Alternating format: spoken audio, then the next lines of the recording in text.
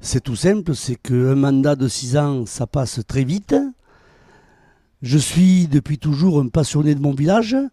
Avec mon équipe, nous avons proposé un projet au Mans-du-Loir, un projet qui a été très très important et dont nous avons terminé à 90% sa réalisation. Et l'ambition que nous avons pour notre commune est tellement forte et surtout notre passion qui nous anime nous conduisent à avoir envie de continuer ensemble pour les Mans-du-Loises et les Mans-du-Loir de construire le manuel de demain. Alors tout d'abord pour porter un projet, bien évidemment, un projet collectif avec une équipe, dynamiser cette ville et lui permettre de rayonner dans les années à venir.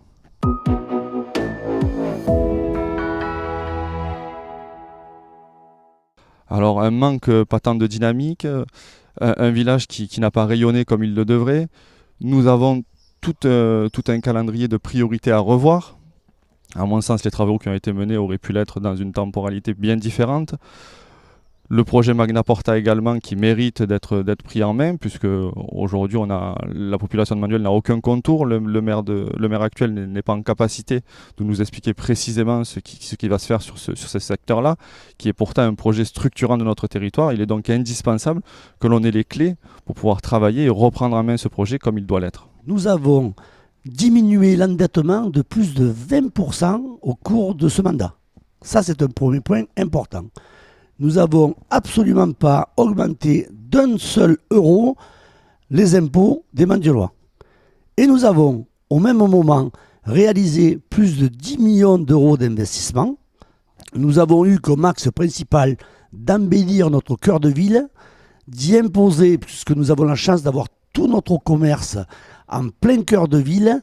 Nous avons souhaité créer un parking de 180 places à proximité à 200 mètres du cœur de ville, ce qui nous a permis de créer du coup une zone bleue.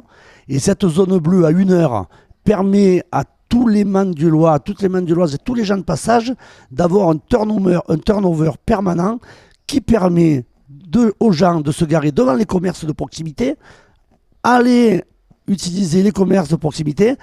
Et je crois que ça, c'est une véritable réussite.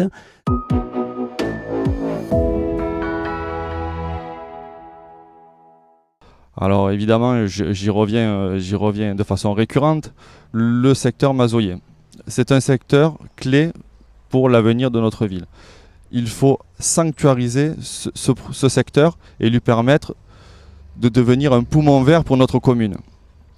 Un lieu de convivialité, un lieu où les familles pourront se retrouver, échanger, un poumon vert arboré avec un plan d'eau qui permettra à chacun de respirer et de donner un peu d'air à cette ville. Alors, l'espace mazoyer, que je vous l'explique, c'est une parcelle qui faisait 1,7 hectares, plein cœur de ville, et qui appartenait à une dame qui est décédée en fin de ce mandat. Nous avons utilisé, ce que vous savez très bien, la SPL Agathe, qui est un outil important pour les communes comme les nôtres, qui a fait un portage financier de cette opération, qui a coûté quand même au passage 2 millions d'euros.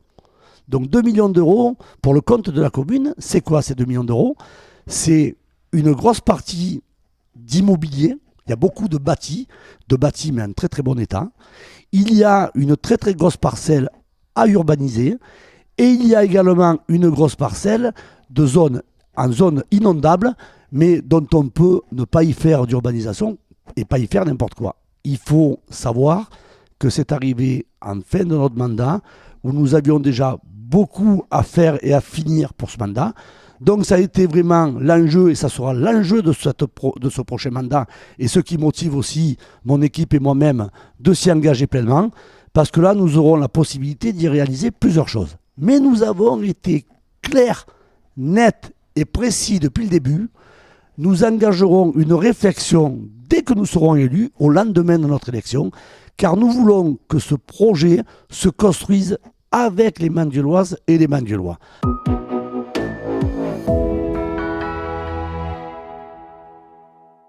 Alors elle doit devenir une part intégrante de la ville de Manduel et non pas être traitée de façon différenciée. ça doit être incorporé totalement à notre ville. Il est aujourd'hui indispensable de penser de cette façon-là. Y intégrer un certain nombre de logements fera partie aussi de cette intégration globale. Et évidemment, le développement économique doit être présent, mais il ne doit pas être dissocié du logement qui doit être également présent et qui permettra aux personnes qui viendront travailler à terme de pouvoir se loger et éviter une pression foncière dans les années à venir, ce qui permettra à nos enfants de pouvoir se loger et à continuer de vivre sereinement sur ce territoire. Et on a comme le sentiment que rien n'a avancé sur Magna Porta dans ce mandat, ce qui est vrai. Ce qui est vrai, mais en même temps, je crois qu'il fallait d'abord arriver à vraiment canaliser cette nouvelle gare pour espérer que demain, les voyageurs pourront y venir et que ça aura un impact touristique fort. Moi, je crois que nous sommes sur un territoire où il y a beaucoup de chômage. Nous sommes battus, la commune de Manduel, à ce qu'il n'y ait pas de logement sur cette zone Magna Porta. Et ça a été une priorité. Politiquement, c'est très fort. Nous ne voulons pas construire un autre village entre Manduel et Rodezan. Par contre, nous croyons fortement, du côté de Rodezan, à un monde, pourquoi pas, agricole, d'agriculture. Mais par contre, le côté Manduel, où il y a beaucoup moins d'agriculteurs impliqués et impactés comme à Rodezan, nous entendons développer l'économie, les entreprises.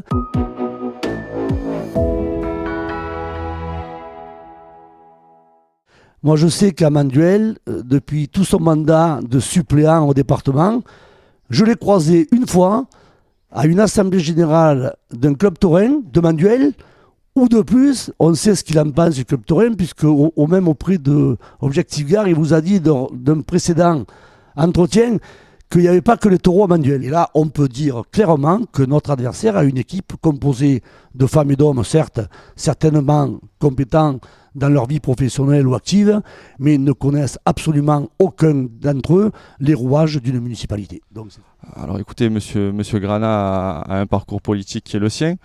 J'ai beaucoup de respect et j'aborde les choses avec beaucoup d'humilité. Nous avons un profil différent, une vision différente, un parcours différent. Et à ce titre, je pense que il est difficile de nous comparer dans la mesure où nous sommes totalement différents. Et j'ai beaucoup de respect pour le travail qu'il a réalisé, mais effectivement, je ne l'aurais pas fait de cette façon-là. Et c'est pour cette raison que ma démarche aujourd'hui est une démarche de changement qui s'inscrit dans le renouvellement du paysage politique avec une équipe à la fois dynamique, nouvelle et qui a à cœur de faire rayonner cette ville.